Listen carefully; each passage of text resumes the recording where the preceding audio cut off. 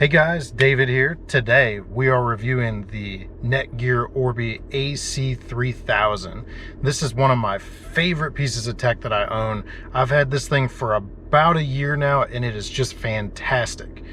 Before we get started, if you're wondering why I'm doing this review for my car, go check out my channel. I've got the answer to that. Well, without further ado, let's check this thing out.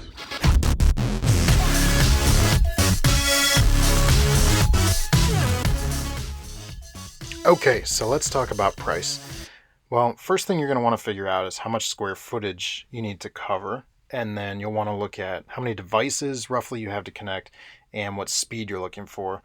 And then you can pick a device accordingly, but I think generally speaking, you're looking at something between about $200 and all the way up to over $1,000.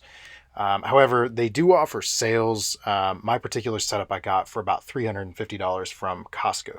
As far as the design, in my personal opinion, I do not think this is the most attractive router, but it's also not the worst looking either. And most times you're not going to have it on display on a table somewhere. It's going to be on the back of your desk or somewhere where you're not really looking at it all the time. The overall design is fairly basic. It comes with this cool LED light on the top. I always forget what the different colors mean. There are a few different colors and sometimes it'll pulse, other times it's solid, but that's going to tell you what the signal strength is, and you'll also use that during setup. Blue is the main color to remember. That means that your signal strength is good and everything is good to go. The Orbi system requires a main router and then you can add your satellites.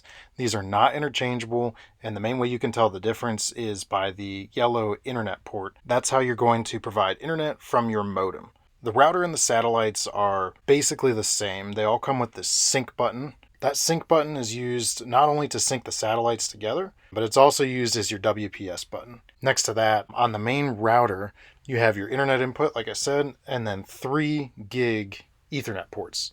On the satellites, you'll have 4 gig Ethernet ports instead. The router and the satellites come with this USB 2.0 port, which in my experience cannot be used for storage. That's only used for printing, which kind of leaves a little bit to be desired if you ask me.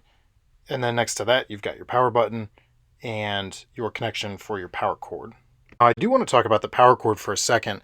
I've heard in other reviews people that said they don't like the design of the power cord. I strongly disagree.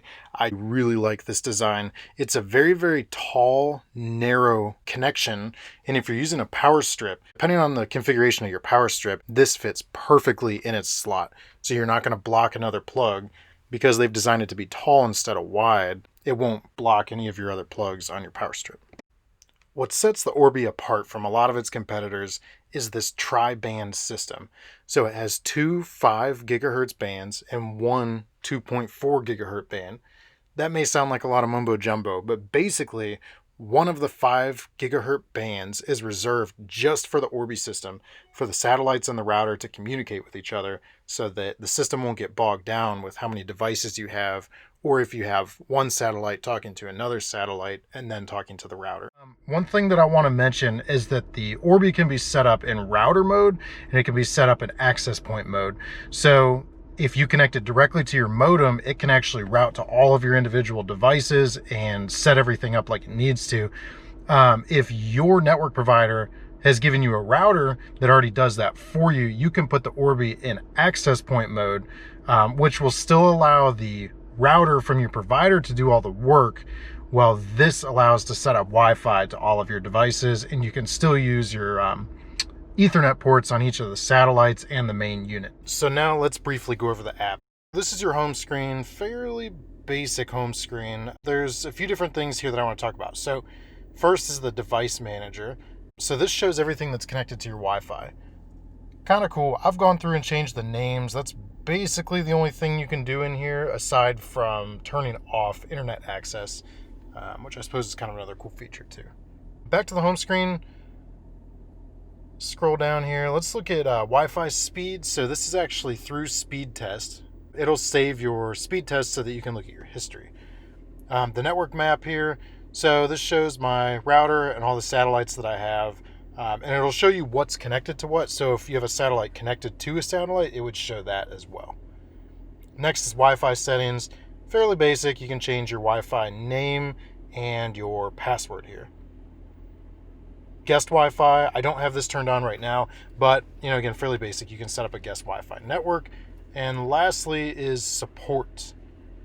So if you needed some type of support for your system here, you could go in here and do chat, phone, all kinds of stuff. I believe you need a subscription for this because it says that mine is out of date. And lastly is the settings page with a whole bunch of other support in here. So there you have it. The Netgear Orbi is just great. It's simple. It's extremely powerful. In my opinion, it's very plug and play. I've seen complaints in the past about some of the limited functionality, but the truth behind it is you really don't need any more functionality. You just need to plug it in and let it do its thing. We chose the Netgear Orbi because it's a true mesh network. The satellites and the router work together and they spread the Wi-Fi across your home, and you just connect to the main Wi-Fi with your password and your network name, and your device will automatically switch to whichever unit it needs to be connected to. This works different from a lot of Wi-Fi extenders because those connect to your Wi-Fi as a device, and then you would then connect to the Wi-Fi extender. And no matter where you go in the home, typically your device, your phone or computer, whatever it is going to stay connected to that Wi-Fi extender and not necessarily switch to the router or to any other unit like it should. So you could run into some connectivity issues.